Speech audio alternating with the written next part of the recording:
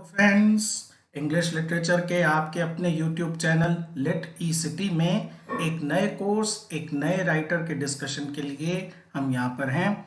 दोस्तों, ये सीरीज जो है मेजर पॉइंट्स इंग्लिश लिटरेचर के लिए, देखिए, न केवल यूजीसी एनटीए नेट के स्टूडेंट्स बल्कि all those students who are interested in reading and learning about literature. I hope these lessons provide very creative and important inputs to you. दोस्तों, हम जिस पोइट की बात कर रहे हैं दोस्तों, वो पोइट एक इंग्लिश लिटरेचर के सबसे सबसे इन्फ्लुएंशियल और अर्लीस्ट पोइट्स में से एक हैं। Yes friends, I am talking about Edmund Spenser. दोस्तों, जैसा कि आप सभी जानते हैं कि एडमंड स्पेंसर को काउंट किया जाता है, बहुत सारे जने ऐसे हैं, बहुत सारे ऐसे क्रिटिक हैं जो उनको पोइट्स पोइट बोलते हैं। पोइट्स पोइट बोलने की वजह वेरी ऑब्वियस है, इनकी पोइट्री ने इंस्पायर करा आने वाली बहुत सारी जो पोइट्स की जनरेशन थी, उनकी राइटिंग को इन्फ्लुएंस करा। देखिए, एक और इनके लिए यूज किया जाता है एपिथेट, और वो है द चाइल्ड ऑफ रेनिसा। रेनिसा इंग्लैंड में थोड़ा सा लेट इंट्रोड्यूस हुआ था। जो भी स्टूडेंट्स हैं लिटरेचर के वो ये जानते हैं, इटली से स्टार्ट होता हुआ ये पैन यूरोपियन जो मूवमेंट था इंग्लैंड में थोड़ा सा लेट आया था। बहुत सारे पॉलिटिकल एंड अदर रीजंस थे, लेकिन Spencer was the first important exponent of this cultural and literary movement. एक और बहुत सुंदर इनके लिए एपिथेट यूज किया जाता है, हेवनली स्पेंसर। हेवनली स्पेंसर की रीजन ये है कि इनकी पोइटिक क्वालिटी इतनी सबलाइम है, इतनी अच्छी है कि उसको पढ़कर ऐसा लगता है as if some angel is writing them. थोड़ा सा बायोग्राफिकल इंट्रोडक्शन हम देख लेते हैं। He was born either in 1552 or 1553. London is the name of city, and the date of death is January 13, 1599. Okay, friends. Before marching on his poetic career, let's talk about certain key facts about him. Spencer was son of a London tailor. He obviously belonged to a middle class family. In fact, उस समय middle class जैसा कोई एक typical system नहीं था। हम ये कह सकते हैं poor section of the society से थे। देखिए, इनकी जो education हुई थी वो पेम्ब्रोक कॉलेज कैम्ब्रिज के अंदर हुई थी। 1569 के अंदर इन्होंने वहाँ पर एडमिशन लिया था। He became a very close friend with Gabriel Harvey. देखिए, गैब्रियल हार्वे खुद अपने आप में एक राइटर भी थे, पोइट भी थे, और उन्होंने इन दोनों की जो फ्रेंडशिप थी वो बहुत सॉलिड फ्रेंडशिप थी। गैब्रियल हार्वे ने बहुत ज़्यादा इन्फ्लुएंस करा इनके पोइटिक करियर को शेप करने के लिए। एक इंपॉर्टेंट मैं आपको यहाँ पर इंफॉर्मेशन देना चाहूँगा, जो करेक्टर है हॉबिनल का, वो एक्चुअली में इंस्पायर्ड है गैब्रियल हार्वे के करेक्टर से। शेपर्ड्स कैलेंडर के अंदर दो करेक्टर हमें मिलते हैं, कॉलिन क्लाउड और हॉबिनॉल। ये कॉलिन क्लाउड और हॉबिनॉल जो हैं, ये बेसिकली हॉबिनॉल तो गैब्रियल हार्वे और कॉलिन क्लाउड स्पेंसर को प्रेजेंट करते हैं। देखिए, ये भी एक इंटरेस्टिंग फैक्ट है। Like Chaucer, Spenser also had a kind of diplomatic career. इनका डिप्लोमेटिक करियर स्टार्ट हुआ था 1578 के अंदर, जब he was appointed as a secretary to John Young. John Young जो थे वो बिशप ऑफ रॉचेस्टर थे। एंड इंटरेस्टिंग फैक्ट, वो इनके टीचर भी रह चुके थे स्पेंसर के when he was a student as Pembroke College. 1580 में ये लॉर्ड ग्रे के सेक्रेटरी बने, who was the Lord Deputy of Ireland. और देखिए, इसी के साथ स्पेंसर जो थे इंग्लैंड, लंदन से आयरलैंड की तरफ मूव कर गए थे।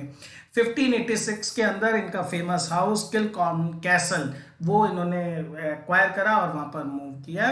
इनफैक्ट चार्ल्स लैम्ब थे वो राइटर, फेमस रोमांटिक एसेज, जिन्होंने ये famous epithet the poets poet use करा स्पेंसर के लिए। ओके, चलिए दोस्तों, एक और फैक्ट यहां पर मैं आपको बताना चाहूंगा। Name of a group, name of a literary group, और इस ग्रुप का नाम है एरियोपैगस।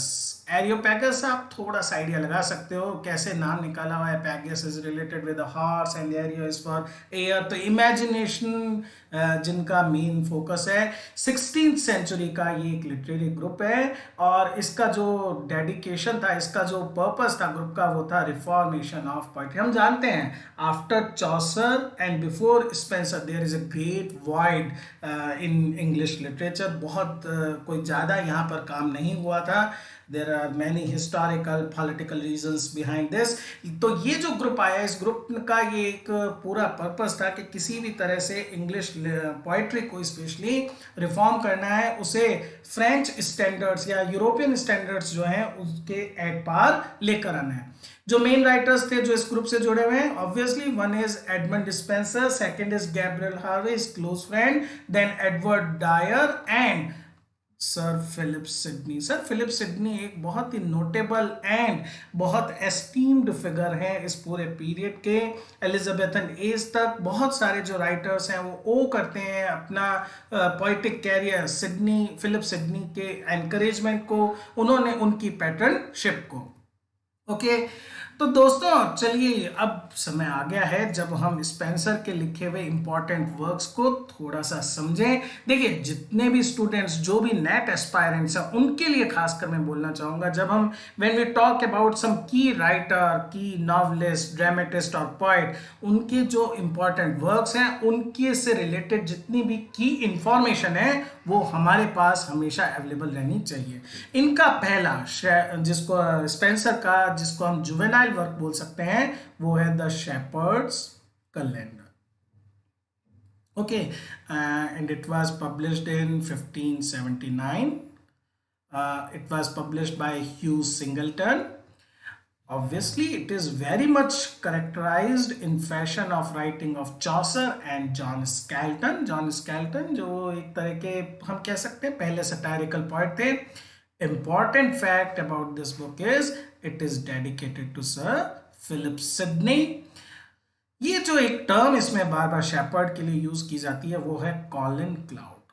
अब एक इंफॉर्मेशन जो बहुत इंपॉर्टेंट है, ये कॉलिन क्लाउड क्या है? It is an imaginary folk character and it was basically first use by John Skelton as a shepherd. John Skelton ने ये नेम डिवाइस करा था कॉलिन क्लाउड, बाद में स्पेंसर ने भी इसको शेपर्ड्स कैलेंडर में भी यूज करा है और साथ ही में हम देखेंगे आगे एक वर्क के अंदर भी यूज करा है। इसके बाद अगर हम इस बारे में बात करें, ये स्पेंसर का जो शेपर्ड्स कैलेंडर है ये स्पेंसर का पहला मेजर वर्क है। ये बेसिकली हम इसको कह सकते हैं कि ये एक पेस्टोरल एपिक पोएम है। पेस्टोरल एपिक पोएम का मतलब होता है which has epic like structure, जिसका स्ट्रक्चर तो एपिक का होता है लेकिन जिसका जो सब्जेक्ट मैटर होता है वो रूरल लाइफ होती है, रूरल लाइफ से रिलेटेड होता है। और इसके अंदर जैसे एक पर्टिकुलर एपिक के अंदर 12 बुक्स होती हैं, इसके अंदर 12 पेस्टोरल एक्लॉग्स हैं। एक्लॉग्स क्या होते हैं वो भी हम देखेंगे। ये 12 जो हैं ये कॉरेस्पॉन्ड करते हैं 12 मंथ्स ऑफ अ ईयर। सो और ये जो 12 मंथ्स है ये सिंबलाइज करता है पूरी ह्यूमन लाइफ को। ये एक बहुत कॉमन ट्रॉप है, 4 season, 4 stages of human life, 1 year, 1 particular life span of a human being. चलिए मैंने टर्म दी एक्लॉग। बेसिकली एक्लॉग क्या होता है?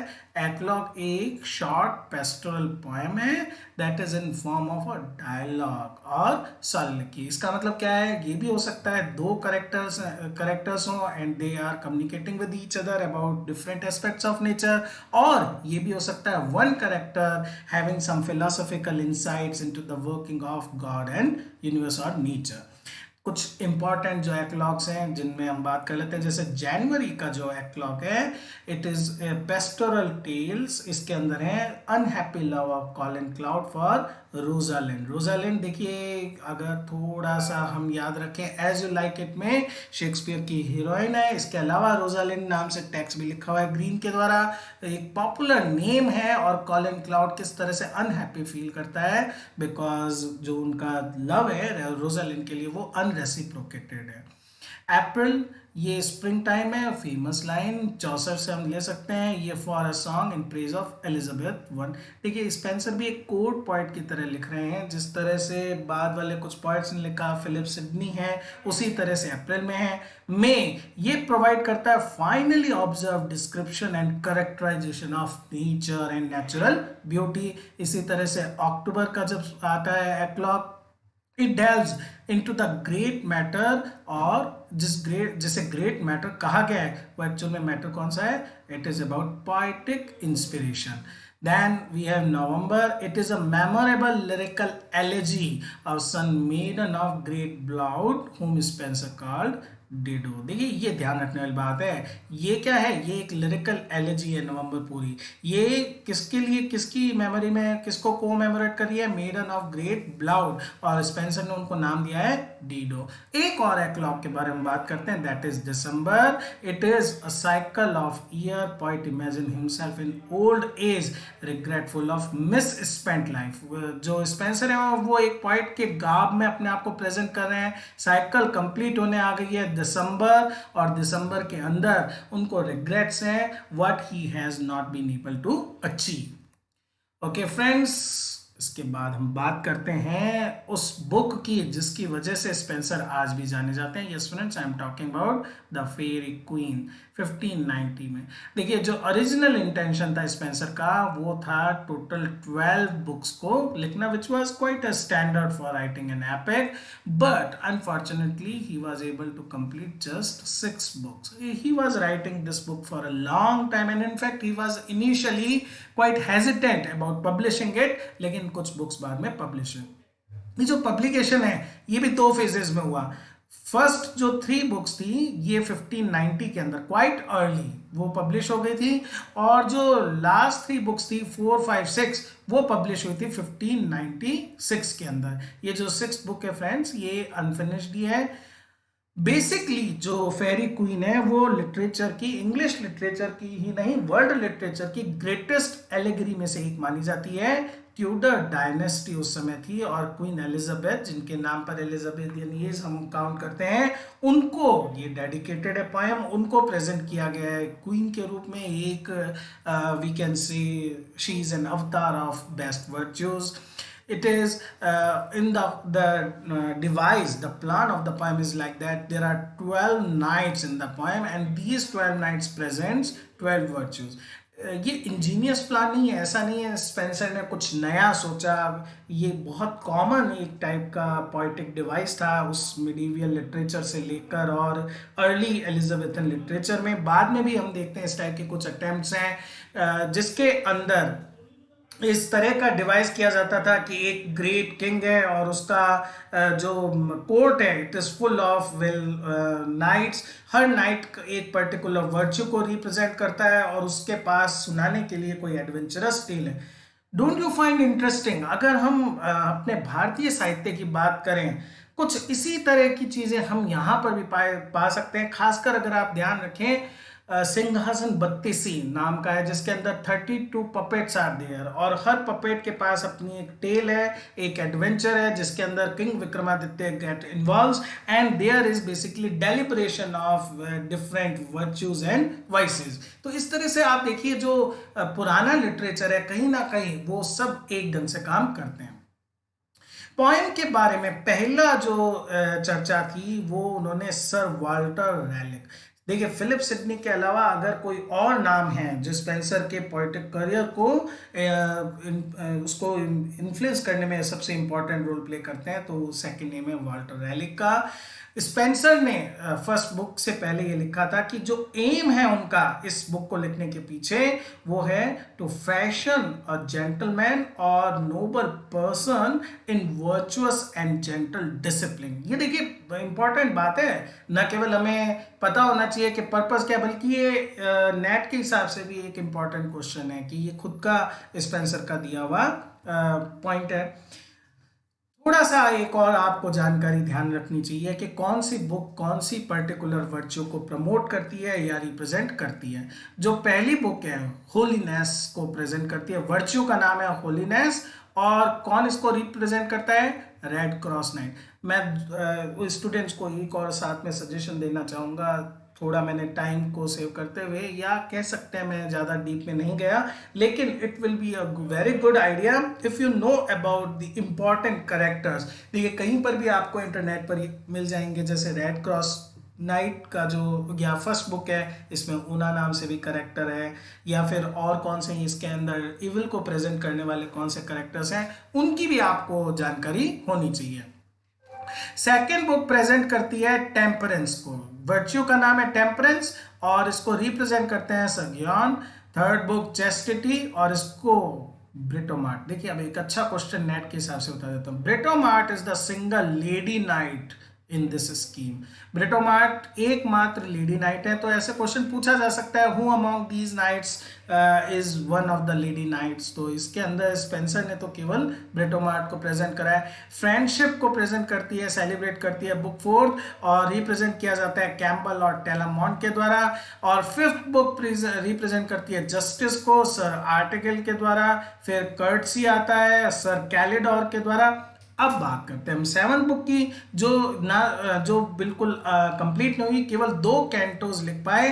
और स्पेंसर इसके अंदर बड़ी मैच्योरिटी के साथ म्यूटेबिलिटी, ट्रांजिएंस ऑफ लाइफ को प्रेजेंट कर रहे हैं कि किस तरह से ह्यूमन लाइफ जो है वो बहुत ही टेम्परेरी है, लेकिन ये वो कंप्लीट नहीं कर पाए। तो दोस्तों ये था फर्स्ट पार्ट जिसके अंदर हमने स्पेंसर के कुछ अर्ली वर्क्स को डिस्कस करा। आई होप ये इंटरेस्टिंग चैप्टर्स आपकी प्रिपरेशन में हेल्पफुल होंगे। मैं आप लोगों से हमेशा ये कहता हूँ, whatever your suggestions are, whatever you think that we can do to make these lessons worthy of your time, please suggest me and comment me so that we can improve our channel. Thank you friends.